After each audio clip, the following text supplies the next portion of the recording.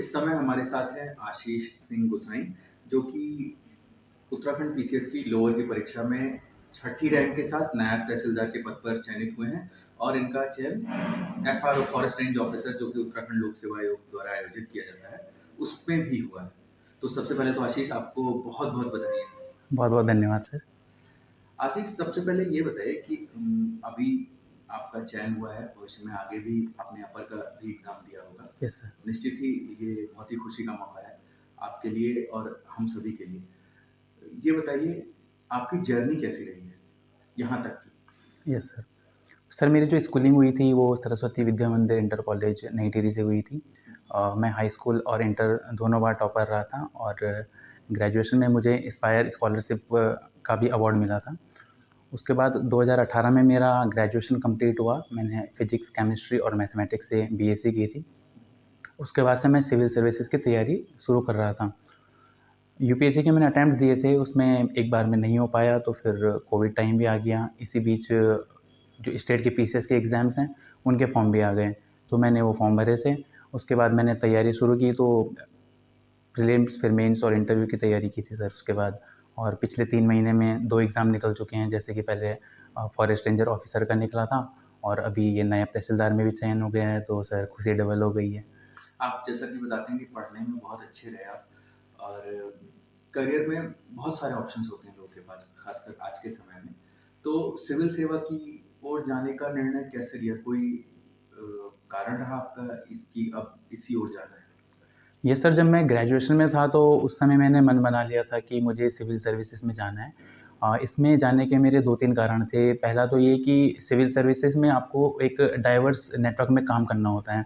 तो बहुत सारी चीज़ों से जब आप एक्सपोज़ होते हैं तो आपकी जो पर्सनैलिटी होती है उसमें एक रिफ़ाइनमेंट आ जाता है। दूसरा सर ये कि as a civil servant I can make very much difference in the lifes of people. और इसके साथ ही सर मुझे लगता है कि मैं सोसाइटी के बेटरमेंट के लिए भी काम कर सकता हूँ। On the top of that, civil services का जो सोशल प्रेस्टीज है वो एक अट्रैक्टिंग फैक्टर रहता है, तो मेरे लिए भी था सर वो।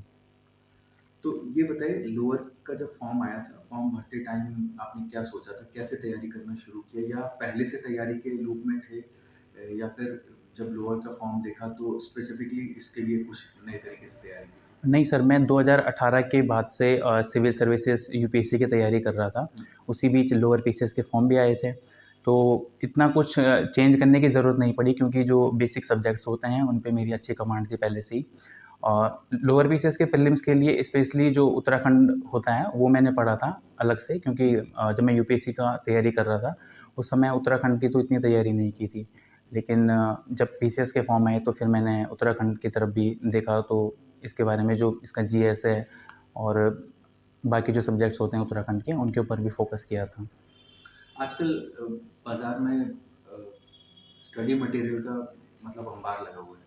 कई बार स्टूडेंट्स कंफ्यूज होते हैं। ऐसे में इतने सारे करंट अफेयर्स के मटेरियल हैं, उत्तराखंड जीके के पढ़ने के लिए बहुत सारे ऑप्शंस हैं। आपका क्या अप्रोच रहा है?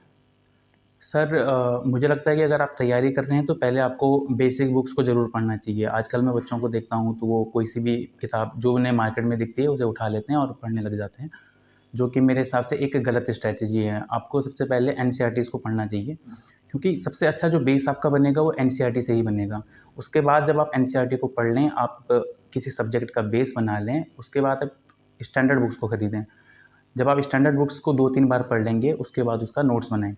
और करंट अफेयर्स के लिए मुझे लगता है कि आपको न्यूज़पेपर पढ़ने चाहिए, जो मैगज़ीन्स वगैरह आती हैं, उनके ऊपर फ़ोकस करना चाहिए।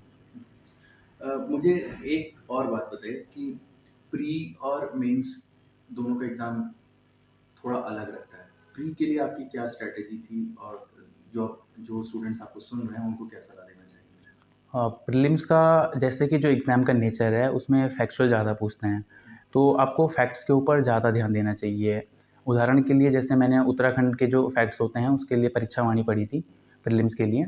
और जो नेशनल और इंटरनेशनल इश्यूज़ होते हैं या फिर जो हिस्ट्री, पॉलिटी होती है, इसके लिए मैंने घटना चक्र पढ़ी थी। उसमें एमसीक्यू बेस्ड जो क्वेश्चंस होते हैं, वो एक साथ दिए होते हैं, तो वो मैंने पढ़े थे। कई बार लूसेंट की भी हेल्प ली थी, लेकिन जैसे आजकल के जो एग्ज़ाम्स हो रहे हैं, उसमें मैंने देखा कि क्वेश्चन थोड़ा डायनेमिक आ रहे हैं, कॉन्सेप्चुअल आ रहे हैं, तो जो बच्चे केवल और केवल लूसेंट के भरोसे बैठे हैं प्रीलिम्स निकालने के लिए, तो मैं ये कहूँगा कि वो एक साउंड स्ट्रैटेजी नहीं होगी। आपको स्टैंडर्ड बुक्स भी पढ़नी चाहिए। अ, जब मेंस की बात की जाए, जब आपको पता चला कि प्रीलिम्स क्वालीफाई हो चुका है, मेंस के लिए आपकी क्या स्ट्रैटेजी थी? क्या आंसर राइटिंग पहले से कर रहे थे या इस बार आपने आंसर राइटिंग शुरू की थी? मेंस की आंसर राइटिंग में यूपीएससी के दौरान शुरू कर चुका था, तो आंसर राइटिंग में मुझे इतनी कुछ दिक्कत थी नहीं। इसके अलावा लोअर पीसीएस के मेंस के लिए एक पेपर हिंदी का था और एक पेपर जीएस का था।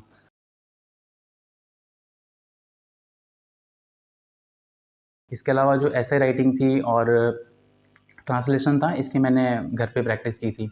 लेकिन जो ड्राफ्टिंग वाला सेक्शन है, मुझे लगता है उसमें आपको जो रियल रियल में जो सरकारी या अर्ध सरकारी पत्र होते हैं या कार्यालय ज्ञाप होता है, इसके लिए आपको वो वास्तविक जो पत्र होते हैं वो देखने चाहिए। उसमें जिस प्रकार की टर्मिनोलॉजीज़ होती हैं, आप उनको देखिए, उनको अपने प्रैक्टिस के दौरान यूज़ में लाइए। फॉर एग्ज़ाम्पल हिंदी में क्या होता है कि जैसे सम्यक विचारोपरांत या फिर ससमय या फिर तत्क्रम में, इस तरीके के शब्द जब आप सीखेंगे तो आप उन्हें अपने लेटर्स में लिखिए, तो इसका एक पॉजिटिव इम्पैक्ट आपके लेखन शैली में पड़ेगा।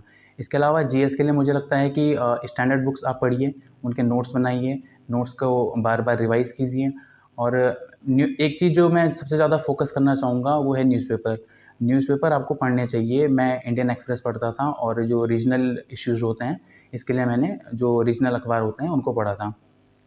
अखबार पढ़ने से आपका करंट अफेयर तो अच्छा हो ही जाएगा, इसके साथ ही साथ आपका जो राइटिंग स्किल्स हैं वो भी इम्प्रूव होंगे। अखबारों में आपको बहुत सारे शब्द ऐसे मिलते हैं जिन्हें आप अगर अपनी आंसर राइटिंग में लिखते हैं तो उसका एक अलग इम्पैक्ट पड़ता है। फॉर एग्ज़ाम्पल काउंटर टेररिज़्म या फिर ओपन मार्केट ऑपरेशन या फिर नेट ज़ीरो एमिशंस या फिर बैलेंस ऑफ पावर। तो इस तरीके के वर्ड्स से जब आप फ़ैमिलियर हो जाते हैं न्यूज़पेपर पढ़ते-पढ़ते और जब आप उनको अपने आंसर्स में लिखते हैं, तो एक अच्छा इम्पैक्ट पड़ता है उससे और अच्छे मार्क्स मिलते हैं। मेंस का जब आपने रिजल्ट देखा होगा तो आपको बहुत राहत की सांस मिली होगी, कि एक पड़ाव और पार हो गया और एक ही पड़ाव बचा हुआ है, एक जो मंजिल है उससे उसके करीब पहुंचने में। अ, जब रिजल्ट आपने देखा होगा मेंस का, तो उसके बाद इंटरव्यू के लिए दिमाग में क्या चला और कैसे उसकी तैयारी रही कि पहली बार हम इंटरव्यू दें और आपके मार्क्स एफआरओ में और लोअर में दोनों में ही बहुत ही उम्दा मार्क्स रहे हैं, one of the highest marks आपके रहे हैं। Yes sir. आप उसके लिए क्या सोच करके तैयारी कर रहे थे? लोअर का जब इंटरव्यू था तो मैं एफआरओ का जो रियल इंटरव्यू था वो ऑलरेडी फेस कर चुका था और उसमें मुझे अच्छे मार्क्स भी मिले थे। तो लोअर के इंटरव्यू के लिए मुझे इतनी दिक्कतें थी नहीं, लेकिन फिर भी जिनका पहली बार इंटरव्यू होगा लोअर में, मुझे लगता है कि आपको इसके लिए मॉक इंटरव्यू ज़रूर देने चाहिए। मैंने भी दिए थे, 2-3 मॉक इंटरव्यू मैंने यहीं से दिए थे और उससे मुझे काफ़ी इम्प्रूवमेंट हुआ था। सर ने जब बताया कि ये आपके अंदर कमियाँ हैं या फिर यहाँ पे आपको इम्प्रूवमेंट करना चाहिए, तो मैंने उसके ऊपर काम किया और उसके बाद जब मैंने इंटरव्यू दिया था तो वो काफ़ी मतलब अच्छा रहा मेरा। तो इस हिसाब से मैं कहूँगा कि मॉक इंटरव्यू आपको देने चाहिए, जिससे कि आपका जो इंटरव्यू का जो एम्बियंस होता है आप उससे यूज़्ड टू हो जाएँ थोड़ा, तो फिर आपको दिक्कतें नहीं होंगी। अब जो भी स्टूडेंट्स आपको सुन रहे होंगे, ओवरऑल इस समय कंपटीशन के लिए कट ऑफ बहुत ऊपर जाएगा कई एग्जाम्स में और कंपटीशन हर दिन बढ़ता जा रहा है।